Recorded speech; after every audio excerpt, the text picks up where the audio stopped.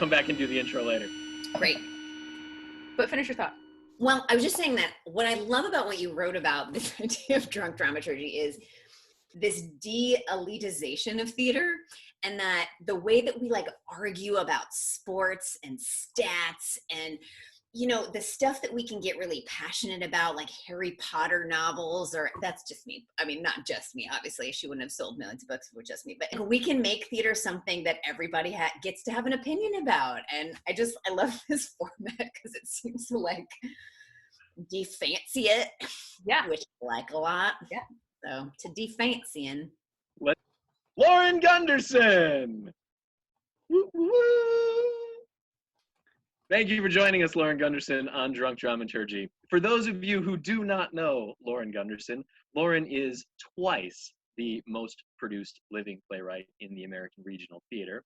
Milwaukee audiences will be familiar with Lauren's work from productions of The Book of Will at APT, Christmas at Pemberley at Milwaukee Rep, and I and You, The Revolutionists, Silent Sky, and The Taming, all at Next Act Theater. Welcome, Lauren. Thank you for joining us. And with us, of course, is the ever delightful, resourceful Kimberly Colburn, who, even though she now lives in Canada, remains one of the 3 to 5 most important people in American new play development. Oh my God, you need to stop saying that. After having spent time as literary manager at Actors Theater of Louisville and literary director at South Coast Rep. Mm-hmm. So we've been talking about the art of dramaturgy as the art of creating a specific context around a specific element of a theater production or something that has to do with theater. Wait. What are you drinking? This is my favorite cocktail beverage.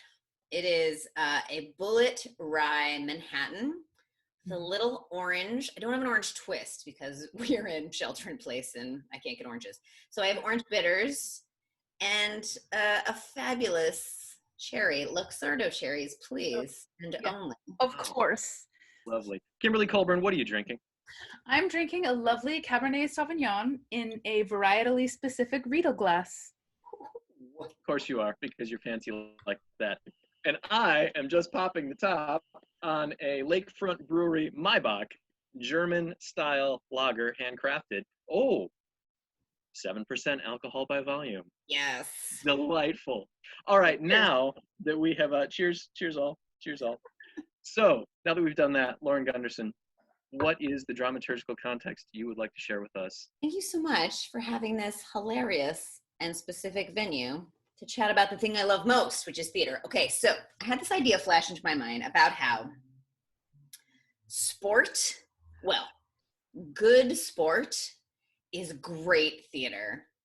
Mm-hmm. Theater, not good sport, but great sport is great theater. Here's why. Because we know the sides. Sport is real easy at being like, who's the protagonist, who's the antagonist? Like, we know depending on whose team you're on, but there's like 2 teams, so the choice is really obvious. I always get this question about like, but like, why does theater have to have one protagonist? I was like, y'all, don't press me. Like, isn't this really a play about time? No, it's not a play about fucking time. It's a play about one character after a thing and doing a series of actions to get it. Like, it's not about a metaphysical context. So anyway, sport is really simple. It's clear. The sides are clear. The goal is clear, obviously, to win the thing, to put the balls in the place, to like get the thing over the thing. Like, it's just so clear. Before we dive into this further, I need to know, what is the sport that you are a fan of that makes you posit this hypothesis? Question. I grew up in Atlanta, Georgia, and the Braves baseball, baby. Stolen team from the city of Milwaukee. Sorry, man. Ugh. I know. Stop fighting.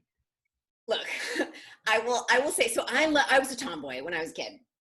I was not a very girly girl. I loved baseball so much. I don't know why even. I mean, I loved baseball before the Braves got good, but I happened to be like in that elementary to middle school range where you're just very impressionable. And that is when, as happenstance would have it, the Braves went from worst to first. We were the worst team in the country. And we suddenly, Bobby Cox, man, our general manager, got something, right? And just got the team, and we were like shot to the top of everything. And it was the most freaking exciting thing ever. Like the whole city was swept over by it. And to feel that was, as a little like theater kid, going, oh, something about this is right. Like this is the thing that I wish theater, or good theater, does this. Good theater is like everybody has an opinion about it. Everyone's like, oh, can't wait to see what happens next. You know what I mean? And so there's something global. It's big. It's also just easy. I mean, let's be honest. Sports, not the act of it. The act of it has athleticism that is incomparable. But getting it is easy. It's an easy buy-in. Like the bar is low. You're like, cool. I want to see who wins a thing. It's all fucking made up. Like it's as made up as theater is. It's as, like the Braves baseball is as made up as King Lear is. Like it's just shit that we decided matters at the moment because we all agreed sitting down in a stadium or a theater that we're like, cool, I'm just going to buy into what you say is important and I should care about it. So it's like, you know, the game, why are we using a bat and not like a pillow? I don't know. We just said that was the rules. Why is it 3 strikes and not 4? I don't know. We just agreed. Like, this is the same thing that playwrights think about in terms of like, I'm just going to set the rules and we're going to see how far we can go with this. Here's the thing about sports. It has clearly defined rules, and theater, to a large extent, is all about trying to see where the boundaries of the rules are and what are the ways in which those rules are actually flexible. And even when you say rules, you don't necessarily know them. And I think that orientation around the agreed upon parameters is what makes them so vastly different that I can't quite wrap my head around this. Here's what I think, and I will start by saying I'm like the least likely person to be like the sport person in the conversation. but what I do love about it is, even though, yes, the specific rules of the play are very distinct to the playwright's voice, the playwright's universe, like what the rules of the world of that play, but we always, it's a conversation about satisfaction and audience satisfaction, and a sense that even though the rules of a Nilo Cruz play, Paula Vogel play will be different than the rules of my play, there's going to be a sense of satisfaction at the end. Did the character get what they want? At what cost? Like there's always a generality to it, even though as specific as we can be about how much poetry, how much darkness, how much comedy, how much music, whatever, all of those things, you still want to walk away being able to say, I know what that play was about. This character wanted this and they got it, or they didn't, or they tried, but they failed at the last minute, or like something that kind of, that encapsulates the sense. And that's what I love about sports when it's good. And I think the other definition we need to bring up is, what is a good game? Because like, oh, that was a good game. That was a great game. What does that mean? It means that it was even teams, that it was like it was nail biting. It was competitive. If it's like, if you're up by 1 billion points, it's not a good game. You're like, I mean, even if it's your team, you're like, oh, that's good. They won. Great. But like, it didn't feel like earned, right? So we want this earned. We want to earn that ending moment. And I am, as you know, all about the climax, all about like, where are we going? What's the end? What's the point? Because the end of the play to me is the point of the whole play. It's what the play is about. It's what everything, why we're writing it, is what happens at the end. It's not actually at the beginning, not even the midpoint. It's what is the climactic moment at the end? And of course, that is every sport game.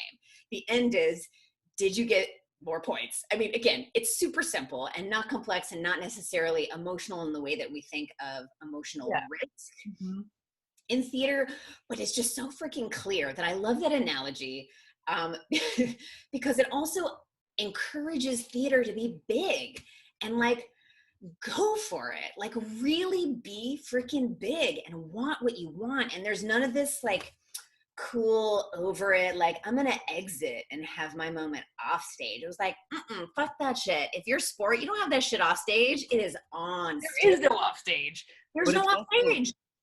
It's simple and it's direct and it's elemental, right? Win, lose. I mean, as you were saying before, there are binaries, right? There's no nuance there. So it's very clear. It makes you take sides, and it makes you, as you're taking those sides, invest so fully emotionally in it.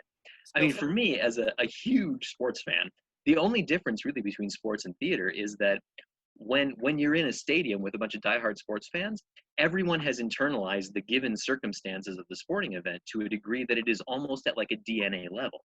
Yeah. Right. And when you're in the theater, you've got the first 5 minutes as a writer or as a director to make sure that you are internalizing the given circumstances of that world that deeply in the audience. That's to the right. same extent that like a 30-year football fan understands the most nuanced of those rules. Yes, if you're doing Lear, you're like, I need to know we got 3 daughters. He's about to chop up his country. He's not cool with this guy. He likes that guy. He thinks this is no contest. And then Cordelia's like, I don't know. Right? Like, that just disrupts everything, right? So there's something about like, I'm a baseball fan, so I love the pomp and circumstance of baseball. Now, baseball is like a slow, chill game, so it's not actually a very good. Well, I need basketball to be like, basketball is better theater because it's just fast. Go, go, go. Take the ball. Now we're taking the ball. Now we're getting the point. Now hockey, great, sure. Also fast. Y'all know I am all about fast, funny. Those are the only notes I literally ever give to any production is like, great job, faster, funnier. Great job, faster, funnier. Keep going. So I'm also in the Bay Area, so I have been given the gift that is Steph Curry and the Warriors. So we get a lot of fun basketball in this town. If it's not the Warriors, it's the Giants in baseball. So we've had like a good couple years to be a sports fan here. But anyway, I just love this sense that, again, as exactly as you're saying, it's clear. You know the rules in the history. You can dive right in, and it goes and goes and goes. If we keep, the thing that pisses me off about theater is when it gets boring. And when it gets boring is things are not happening that cause the next thing. Mm-hmm. And sport is like, even in baseball, like baseball you think it's slow and it's boring. It's not. Every single throw, every single move by those players out there is affecting the outcome. You just like have to be really into it. So I love this sense that like theater can challenge theater artists. Like, what are we able to accomplish? The end of Hamlet should feel like a Serena Williams playoff game. It should feel like, go, go, go, yes! You know what I mean? It should, I mean, they're actually playing a sport at the end of Hamlet, but the idea of like getting the win and that causing the next action, it's Here's the thing. I hear all of the things you're saying, and I appreciate them. I also think that this is potentially a case of putting theater onto something, because theater is so broad that you can, in fact, make analogies to most other things and find connections and find resonances and find the ways in which they connect and compare them, whatever. And so what is it that you are positing that is making it different than just placing theater as an artifice on top of a pre-existing condition? Technicality. Theater is technical. Because when we get into like all the different voices and all the stuff, it can feel like theater is this loosey-goosey catch-all for like standing up on a stage in front of people and doing a thing. Where my point is, no. Theatrical live performance storytelling is so deeply ingrained in the evolution of humanity. I can riff on some like primal theater connections and like why we tell stories at all, but it's also why we do sport at all. Because we are trying to approximate a thing. We are trying to approximate, for sport, it's war. We're trying to approximate war. We really like war. We think it solves things. It doesn't, but we think it solves things. It's like momentarily solving a thing. Like, they won the championship next year. They didn't. All right, well, congratulations. But theater, I think what I love about the connection from theater to sport is because it is technical. It requires athleticism. It requires specific technique. It requires you to be good at a thing. And you can make the jump that a sports person is closer to the actor because they are requiring the technicality of their body. all the ways in which we inform an audience, not just with the information of the words that we're saying, but it is how we look at a person, how we glance, how we reach out to touch them but don't. Like all of that is full of such information and richness and all the things, and it takes craft, right? It takes control. But it's technicality for sure. Technicality, but similar to writing and directing, obviously. But there's this sense that like every single thing matters. But I think the heart of why I love this comparison of sport and theater, I'm like the last person to have this conversation, but it's clarity. I think when I talk to younger writers, they want to write a play about all the things. They want to, and I'm sure all the plays that you've read, Kimberly, in your tenure, and Brent is your tenure, you have seen plays about all the things. It's a play about justice and family and this guy and that guy and this lady and the lady's lady. And you're like, please, Lord, help me. The one thing. Just the one thing. Just like pick one thing. One thing. You can maybe, if you're talented, have a B plot. Like a B plot. It's like a half a thing. Like a thing and a half a thing. Sport is the same. Like we have the thing. We're after the thing. And we use all the tools to get that thing. So there's something about making theater people focus on that clarity of the thing that sport aligns with. And also the pomp, the circumstance, the rivalry, the bigness, the longevity of a thing. It just feels like we are asking ourselves, by even considering how we are related to the sport. Also, like, sports are pretty popular. So, like, maybe theater should be like, I could maybe learn some sport. No question. Yeah, but look, okay, so for me, the whole breaking down what you're talking about laying a theatrical construct on top of the sport, right? Looking at it from like a Stanislavskian perspective, right? Where you've got the whole thing, and then you've got these objectives inside the whole thing, and then you've got these little beats inside those larger objectives. That's a football game. You have the whole large game, play to win or lose. You have 4 chances to go 10 yards. That's an immediate objective. Then inside that are all these little micro beats, right? All these little tactics and all these little challenges that you have to accomplish. I mean, the only problem with that analogy is the fact that football fucking stops all the time. And if we did that in theater, people would Yes, die. Of course it doesn't work. And that's I don't like it. Oh, I will say too. Not playing the game. Like, why are you even playing? You can't play football. But to your point, Brent, I think the small dramas within the big drama are more like this. It's his last season with the team, and he broke his leg last game, and so is he gonna, like, all of that shit? Like, because it's learning more about the characters. Yeah. Like, yes, it's good character development.